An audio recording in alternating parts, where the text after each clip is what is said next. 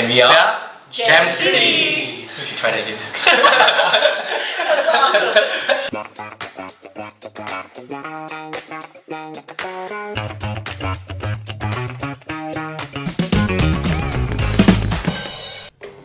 Hi, I'm Michael. And I'm Hauk. I'm Esmond. And I'm Claudia. And we are Jam City. Or at least the first batch of Jam City.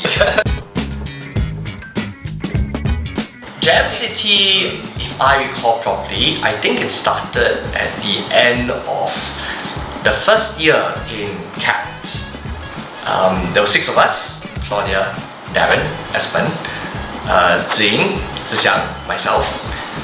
We didn't really think about Jam City becoming an IG.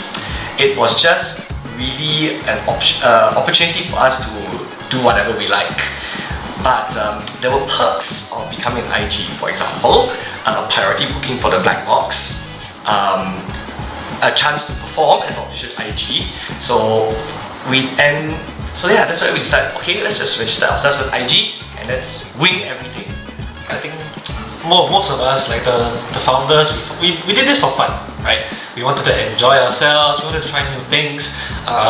Michael had a big pedal board with I think 8 pedals on it or something. No, more than that. More than that? Yeah. Besides that. Yeah, so I mean, all of us wanted to try new things. We had people on the drums, we wanted electrical music, we had people on the trumpets too. Yeah, right. So we wanted to try anything, everything. If you can think of it, we'll try it. That's what we do.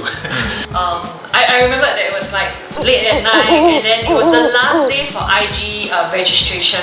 And then we were just like, okay, let's just whack, let's just write up something. And even the name was something that we just kind of randomly just mashed together and like, oh, we like jamming together, what else can we put with jam? I mean, not butter, but kind of like, okay, Jam City, let's just roll with it. So the discussion started at the dining hall, but we didn't have the form in the dining hall, and we were saying in the dining hall, okay, if you want to take this seriously, we need to actually go and write it out. And Michael being Michael, right, so he takes charge. He's like, hey, why not, guys, just come to my room, and then everybody just crashes into Michael's room, and we all know that there's no other place to sit in the room except for the person's bed. So Michael's bed it is. Yeah. And then I think we just filled out the form right there in Michael's. So I didn't imagine it. I vaguely had this memory. There were a lot of elements that we weren't sure about, and as an IG, you were expected to perform. So at the beginning, we didn't have much members. It was just the 6 of us. So it meant that almost every event we would have to rotate ourselves down. And we didn't quite have regular members also in the first year. People who were just there to jam, but they weren't quite ready to perform. Yeah. So it ended up being like we had to go around asking people, convincing them, and trying to boost their confidence a little so that they would be a bit more comfortable with the idea of performing in front of a large audience. We used to do the ones in the lift. It started off as an impromptu thing by random people, but then I think Jam City after that took it up. We did Valentine's Day jukeboxes where people could dedicate song, and then we had small groups of members, right, from Jam City who would go around performing for the different people, the different residents in CAT. I mean, administratively wise, we had members who were doing all sorts of things, right? In year 1, everyone's I was in student affairs committee at the same time. Mike was in club socks, I think, and Claudia was in the neighborhood committee. Yeah. So everyone was doing everything, right? You're all exploring, trying new things. By the time we hit year 2, when Jam City started to get rolling, we borrowed ideas, we took this and that. We took the good stuff, right? The things that we want, we find it useful, we recycle it, we repackage it, and there you have it. We wanted to try things that involve the drum. We were very open to other instruments also, so we had violins, we had trumpets, and do we have a cello once? I think so. I think we had a cello one as well. So that was the beauty and also the struggle, because we had to learn how to include these different instruments into whatever we were doing. I think that was the issue that we faced, that we were wondering at one point whether we were spreading our nets a bit too far out and whether we should also start focusing down on a specific style. We never got around to that. We just pushed through. We just pushed through. Yeah. We had ideas about this IG during the holidays, so the rest of the college were unaware of what we were doing over the holidays at all. And suddenly they were told, oh, there's a new IG. At the time, I think the number of IGs were quite few.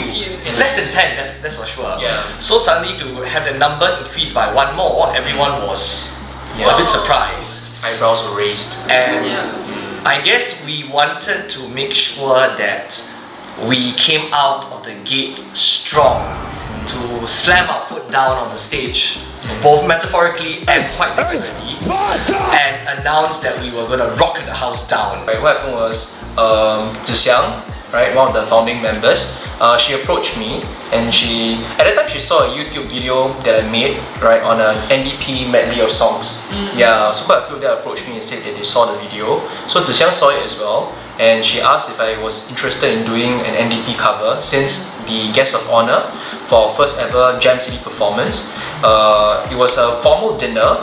I think it was probably the first formal dinner of Capt, like when it was Capt. Yeah, so the guest of honor was Esmond, our former president of Singapore. So after that, she asked me whether I want to do an NDP song. What do you see? You know, so because it ties in with August, so it was in August, so NDP just ended, you know. Yes. On top of that, it was Esmond himself, so it ties in really well. So I said, okay, let me think about it, and subsequently I joined them for their first ever Jam City performance. Now then Michael comes up to me and say, you know, we should have an announcement, alright, of who we are, because nobody knows yet, you know, who we are as an IG. Yeah, so make a proclamation of sorts. Yeah, so there was a new member, also a founding member whom I got to know. His name is Darren. Yeah, so I asked Darren, he's our resident percussionist. Yeah, percussionist. Yeah, so I said, can you give me a beat? Yeah, and then after that I will proclaim, as per Michael's idea, give it up for Jam City, yo. Yeah, right after the end of the performance. Now it sounds cheesy, but when we did it at that moment, right, and with the beats, right, and everyone was cheering, right, it felt so good that now that I talk about it, right, my hair is still raised, you know. Yeah, it was really a very good moment, I would say. Yeah, then after that, everyone was like drumming, to bring up the hype at that moment in the crowd. Yeah, so I think that was a memorable moment because guest of honor, as another no doubt. Yeah, and it was the first time that we proclaimed to the world that we are an official IG coming your way. Yeah, so prepare for more to come. What really stuck with me is because after that I moved on to take over from Michael in club songs, the stage management. So now on that topic, when you're doing stage management and you have to perform at the same time, whoa, things get out of hand very, very fast. I did that for 2 years in club songs, and while I enjoyed every moment of it, I also hated every moment of it because there was just so many wires, so much taping that needs to be done, and half the time I'm telling people, please don't walk this way, watch out for the you just don't know why. Don't swap the microphone. Someone pass me the gaffer tape. Don't swap the microphones. The EQ's all wrong. Someone give me more gaffer tape. Yeah, or like people would accidentally point their microphones at the speakers that we have for them. And they're wondering why it's suddenly so noisy and looking at us like we need to fix it, but it's just your microphone. I think for me the most memorable one would actually be the performance that we did in our year 2. So at the end of year 2, the closing dinner for Cat that year. Why it was memorable was because at that point in time, most of the group of people that we started performing with were leaving Cat. Either they were graduating from school, so like Michael was graduating from school then, I was there most of us would have reached the 2 years residency at CAT and then are just moving on to somewhere else. So it was very nice that these people wanted to come back and then do that one last performance together. And then it was just a very nice feeling of completeness right there. Yeah. The old band is back. That was what, Seasons of Love? I remember. 2014. I remember choosing Seasons of Love because if I recall properly, that year Wild Rice staged their version of Rent. Number one. Number two, I do love the musical. And number three, when we were looking at the lyrics, I want to say 1 year had passed, but close to a year had passed. As Claudia said, most of us were leaving, so it just felt nice to end off everything. And if Jam City didn't carry on beyond that, we ended it on a good note.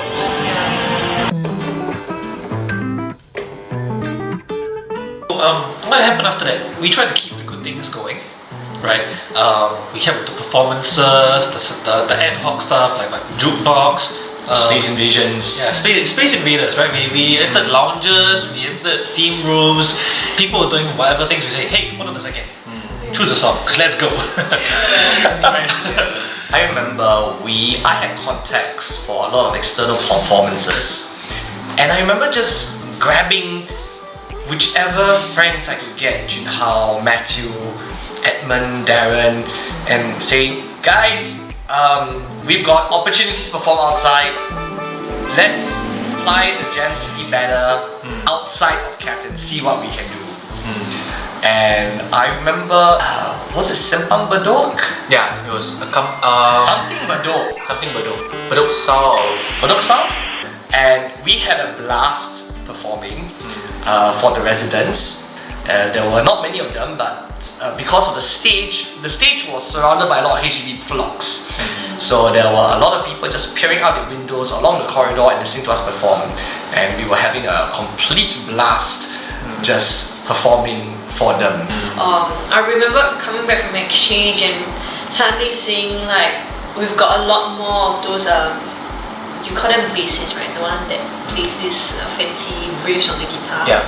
We also had more people willing to come in with their violins and their trumpets. I can't remember if we had like a clarinet or a flute once. I'm not sure if I'm imagining I think yes.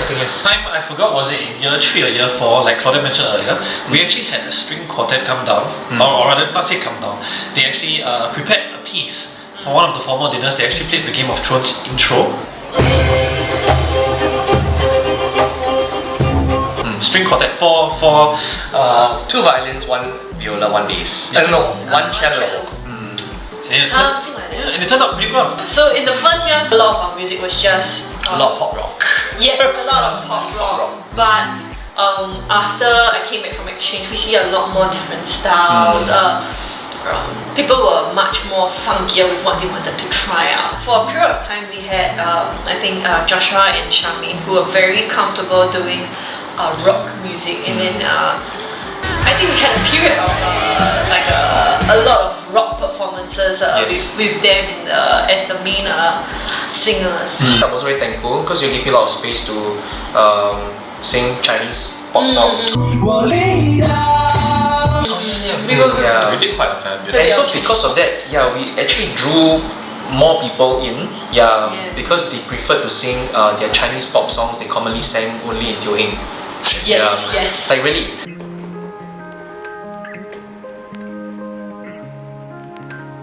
So I'm a music teacher and I teach primarily children. Sometimes I do teach teenagers or adults, but not very often. So a lot of my energy has been used in preparing lessons and really also bringing the joy of music to my students.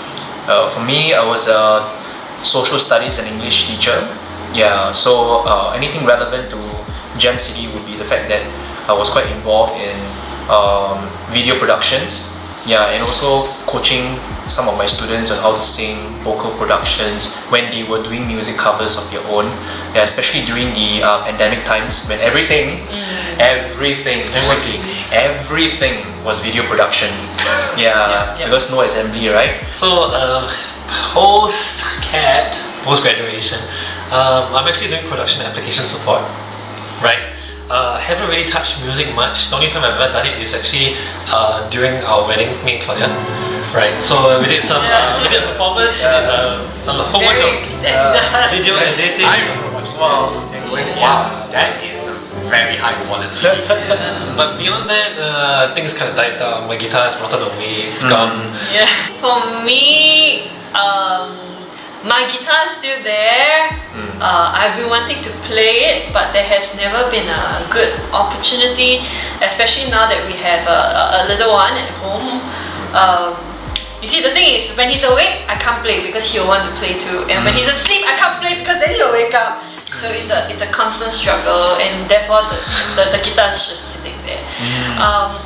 But I mean, I'm also a teacher, and at school, I am with the CCA that does all the AV setup and all that. So learning a little bit from Michael and Esmond when they were getting the soundboards ready and all that really did help when I am guiding the students with their setups. So from all of us, all of you, let's give it up for the Jam City, yo!